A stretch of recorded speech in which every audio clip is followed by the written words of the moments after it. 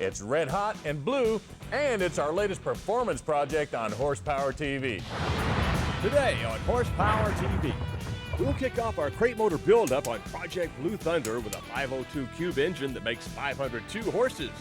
We'll head to West Palm Beach for a Ford Lover's Paradise, where the Blue Oval boys do battle on the strip. Plus, we got a cool tip on how to use weather stripping to make your hot rod a real showstopper. So hang on for Horsepower TV.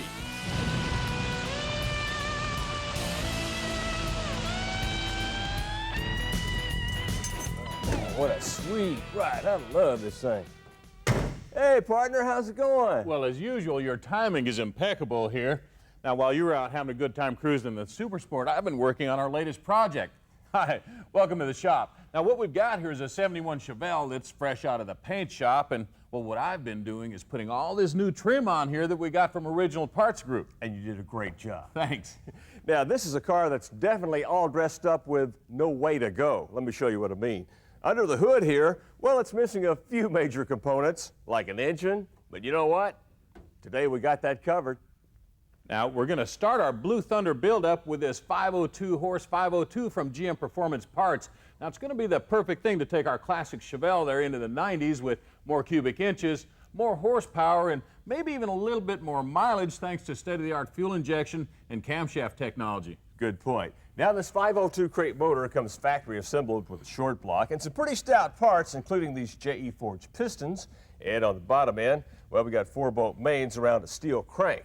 Now let's take a look at the heads that come with this 502. They're made of aluminum and they have oval ports with 219 188 valves. Man, those are some great parts, but we're going to swap out the camshaft anyway for one that's going to give us the horsepower we're after without sacrificing idle quality. Now, what we've got is a Crane dual pattern hydraulic roller here, and while it may sacrifice a little bit of upper end horsepower, what we're going to gain is gobs of bottom end torque. Before we can take out the old camshaft, we need to remove the factory spider and the lifters. Using a special puller, we remove the balancer, then the timing chain cover, the timing chain, and finally the old camshaft comes out. Now, here's a little tip that's going to help you next time you install a camshaft. I like to go ahead and put some lube on this first journal and then go ahead and insert it into the block. That way the block will support the camshaft while you lube the rest of the journals. Now, remember what we said about this being a dual pattern camshaft? Now, that means that the exhaust side has a little bit more lift and duration than the intake side. That's going to help us with both the cylinder pressure and it's going to help scavenge the exhaust a little bit better. We got our retainer plate back on here to keep the cam from walking forward.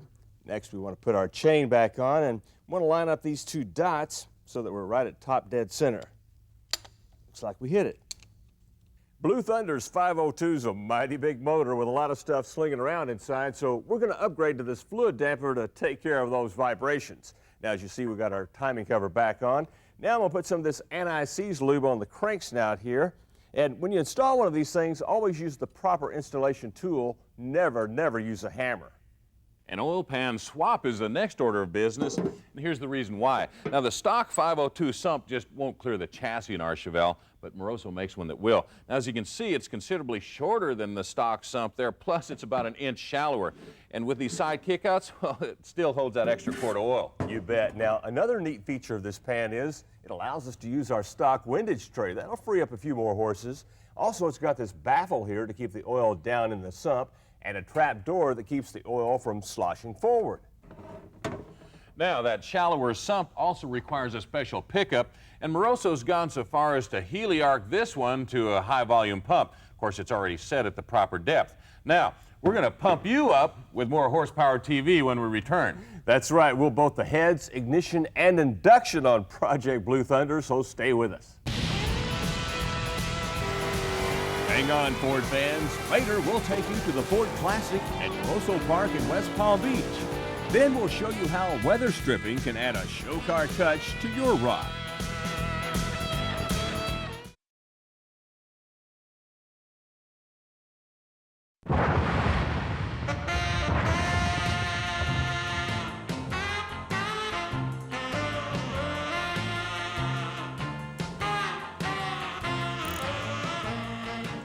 Hi, welcome back to the shop and to more of our 502 buildup on Project Blue Thunder. Well, we got the oil pan on. We're about ready for those heads now. Yeah, but before we do, check out these gaskets that came with our 502 kit. They're a composition gasket with an integral steel sealing ring, and silicone sealant's already been applied around all the coolant passages. We showed you these heads earlier, but here's something else you might be interested in. They're factory port matched on the intake and exhaust sides. Plus, the bowls have been blended for improved flow and a little more horsepower. We're using ARP stainless head bolts here, so make sure you apply some of their thread lubricant to prevent galling and to give you the proper torque value. Now, with these aluminum heads here, we're going to crank them down to about 60 foot-pounds. Now we can reinstall our lifters, and remember these are rollers, so we just need a little bit of oil on them to get them lubed up for initial startup. After the lifters, we reinstall the alignment bars and both the spider back on. Well, we're ready for the push rods now. Of course, we've upgraded ours with these special chrome moly heat-treated pieces. And while you drop them in, I'll go get the rockers. Hey, great idea. It would have been cool to use roller rockers instead of these, but you see, clearance is a problem with the valve covers that came with our kit. Oh, and we want to use these because their low profile will allow us to use the stock accessory brackets for things like, well, air conditioning. Got to have that. That's important. Now, these might look like stock stamped rockers, but actually they're Crane's new nitro carb pieces. And what they utilize is a special treatment process that'll give 3 to 5 times more wear resistance. At any rate, make sure you give them plenty of assembly lube right down here in the pivot area.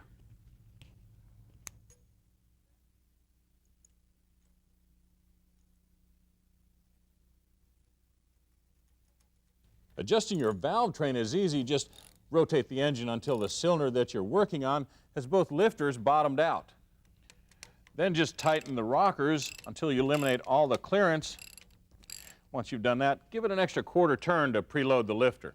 Well, now this thing's really starting to look like an engine. Our 502 kit also included this cool piece, which is designed to keep the hot oil off the bottom of our intake. Now, it just drops in here like this and snaps right into place. Well, we're going to feed our 502 rat with a Super Ram fuel injection system from Excel. Now, it's a multi-port design that works up to about 6,500 RPM, and of course it comes with its own wiring harness, high-volume electric fuel pump, and computer. Now, this computer is going to allow us to tune this system using their CalMap software. You know, the real heart of this technology has to be this large plenum design. And check this, 1,000 CFM throttle body. Enough to feed the hungriest rat. What do you say we bolt this stuff on? Man, that's a great idea. I got the computer. You get the heavy stuff. Oh, thanks, pal. All right, there, mine's in place. Yep, mine too. Now, here's a little tip for you budding engine builders out there. Instead of using those rubber end rail seals that can blow out and cause a leak, try this next time. I like to run a bead of silicone along the end rail here to seal things up. All right, here we go. Straight down. How are we looking? Looking good over here. Okay. All righty. Here, I'll get these bolts. Yeah, give me some. There's a couple for you.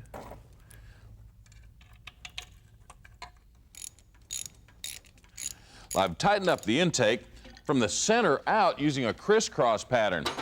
Now the throttle body is next. Meanwhile, Joe's been getting our ignition system together over there. Hey, how's it going, Sparky? Hey man, I'm all fired up.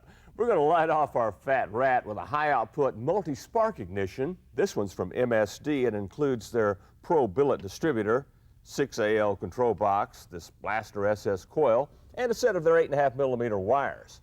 A conventional system loses ignition intensity as the engine revs, but with a capacitive discharge system like this, you get full power even at high RPM. I brought the #1 cylinder to top dead center, so now we're ready to drop in the distributor, but first, let's go ahead and mark this cap and the body for that #1 plug wire. Now, when we drop in the distributor, all we have to do is line up the rotor with the mark on the body here. Now, you might also have to rotate the oil pump drive to make everything else line up. Well, I guess we're ready for these next. You bet. Now, wait till you see what we have for you next here on Horsepower TV.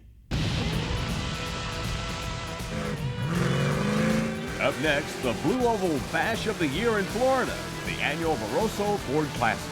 A lot of people come out and are really, really serious. I'm serious, but I'm serious to have fun.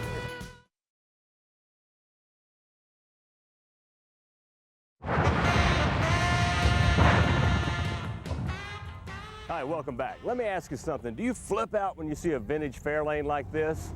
Does the side of a 59 Galaxy send you in orbit?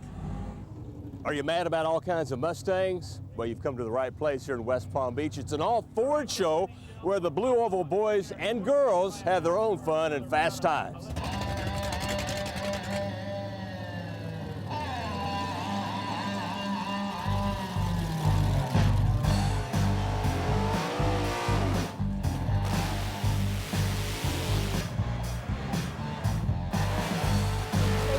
Other Fords and people like us that can relate to their own, Ford fantasies. A fantasy of history and horsepower, where you'll find a fair amount of Fairlanes, several low-flying Falcons, even a couple of cool Cougars, but mostly it's Mustangs. The favorite among Ford fans who want the most practical platform for high performance and low EPs. It's a fast car, it's an easy car, cheaper car to buy, and I think a lot of guys like to build them just because of that purpose, inexpensively. I've got 6 of them, and that's all I run Mustang. So that's all I got. Ford is the first car I ever bought. This is the original car I actually bought when I was 17. It's a Boss 302, 308 cubic inch, it's 40 over. We're using a 4-speed, a top loader with Liberty Pro-shifted gears in it, 583 rear end.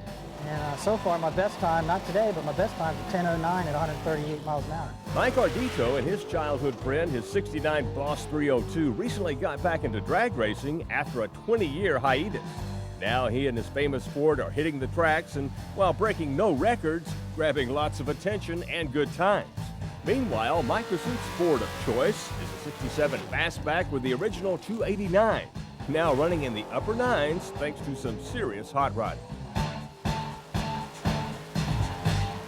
Weighs 2,050 pounds. It made 485 horsepower. It's got a 586 gear with a Chevrolet Power Glide transmission. Most people swear it's a small block Chevrolet, but we got to lift the hood and show them once in a while. It still is a little tiny 289.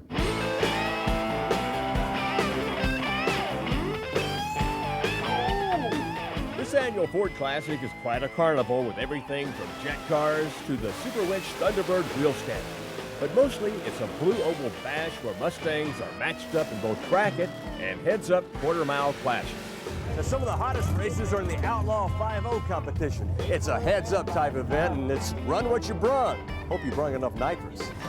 Looks like this racer brought more than enough. Trace Cooper and Larry Albright brought their ponies to race in the Outlaw event, proving that the couple that runs together stays together.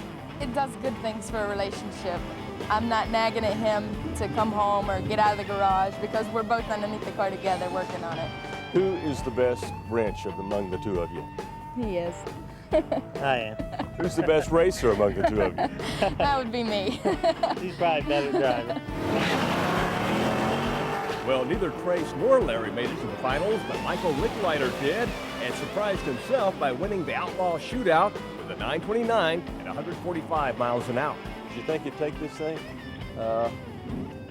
Not really. I just came to race. But I did. So it's over now. Till next year, that is, when more of these Ford freaks come back to Barroso Motorsports Park to celebrate the power and beauty of the cars they love and love to race.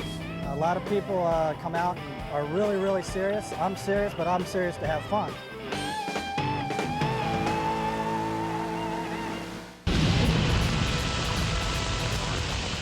Coming up next, our tip of the week, a low buck touch for a show quality ride.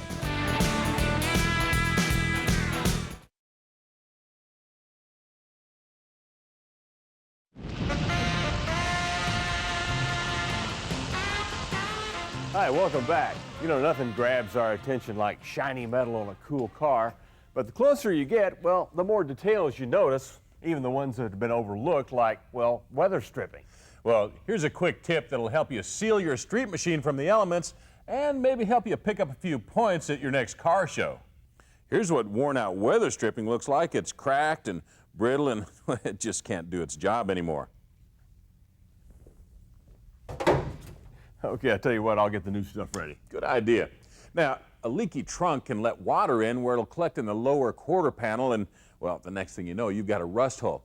First step is to get rid of the old weather stripping and clean this channel in here very thoroughly. Now, we did this one before we painted the car. All right, now, you're going to need both of these items to do the job right. You want to use the black adhesive rather than the yellow because it'll blend in easier with the weather stripping, and this wooden paint paddle will help you push it down into the channel without scratching your paint. Oh, and I think you'll need some of this, too. Ooh, important stuff. Let me show you what I mean. First, you lay a thin bead into the gutter. Then, push the weather stripping into place. Make sure the butt splice is where water doesn't collect and stand. Push the outside edge of the weather strip down into the gutter using the paint paddle. That's all there is to it. The doors are a little bit trickier. Now, you'll want to separate your left and right side weather strips. They're usually marked. I like to start at the back edge of the door where I apply a little bit of adhesive wherever the weather strip comes in contact with it. Then attach the end of the strip using the anchor pins provided in the kit. Continue to apply adhesive to the weather strip about a foot at a time. Now you're ready to push the anchor pins into their holes and work your way around the rest of the door. Man, I need to do this to my Camaro. Where'd you get this stuff? Well, I ordered this from A&M Soft Seal, and you know, they make it for all popular cars.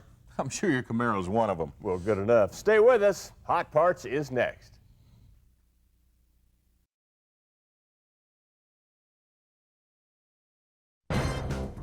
Now, Horsepower's Hot Parts, brought to you by Summit Racing Equipment, your source for high-performance parts for 30 years. Hey, Joe, give me a hand here. Oh, sure. No problem. Okay. Oh, I haven't been working out with Arnie. This is actually a plastic replica of a Ford Flathead with the Arden conversion from a place called Pierre Products. Now, these things have nut certs that allow you to bolt on everything from intake to exhaust, and they've got a lot of uses from displays to dumbing up your drivetrain. And they've covered a lot of the popular engine designs. So, if you'd rather pump plastic than iron, you can get one starting at $300 and put it on plastic. Whew, man, lifting on those engines was exhausting, and speaking of which, check out these headers. Now, they're a unique design from Flowtech, and they incorporate this afterburner turbo chamber here. Now, they claim that they'll pump up the torque like a set of tri-wise, yet still deliver the horsepower of a big tube set of headers. Plus, they're made out of 16-gauge steel, and they'll fit the small block Chevy in a variety of chassis applications. Now, you can bolt up a set of these for under $180. Well, the heat from your headers and a high compression ratio can cause starting problems at the worst times, whether you're in the staging lane or lover's lane. Now you can cure those hot start problems with this high torque gear reduction starter from CSI. Now they're available for all domestic performance engines, and well, if you're weight conscious, they'll even save you a few pounds. Pounds? Hey, we're talking American dollars here, and you can plan on turning over a couple of hundred for one. Well, man, we ain't done yet. Wait till you see what happens when we crank up next week's Horsepower TV show. We'll pack some power into Chuck's wagon with a new supercharger. Then put her on the chassis dyno to discover how many extra horses this grocery getter gets. We'll show you the inside story on intakes to help you find the manifold for your machine. Plus, we'll take you to the annual Super Bowl for high-powered Harleys on the fast quarter-mile track in Kentucky.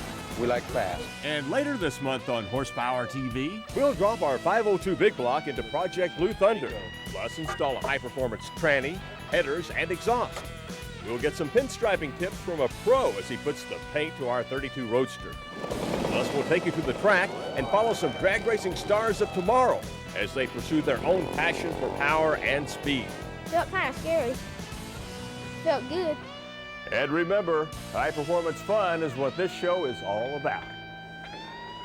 You know, I've been thinking. You're dangerous when you stink. Now listen, I don't think this engine's going to clear that hood. It will. It will. I measured it. Now, that's a Super Sport hood. It's got a raise. I know. We've got to clear it. I went ahead and measured everything. It ain't going to clear. It's going to clear. Ain't I'll gonna bet clear. you. I'll bet you. Steak dinner. You're on, partner. Okay. Now, only one other thing needs What? to be resolved. Where are you going to take me when you lose? Not that place where you go where they serve the whole cow. No, well, I only want half a cow tonight. Well, I don't care. I'm going to win anyway. No, you're not. Hey, what are we going to do next on that thing? Well, for sure it needs a transmission. Tranny and rear end, maybe? Rear end, the suspension looks a little bit loose on it. And for Yeah. sure the interior. Oh, man. Major interior job. Man, I wouldn't sit in there if I had your butt under me. Horsepower TV is an RTM production.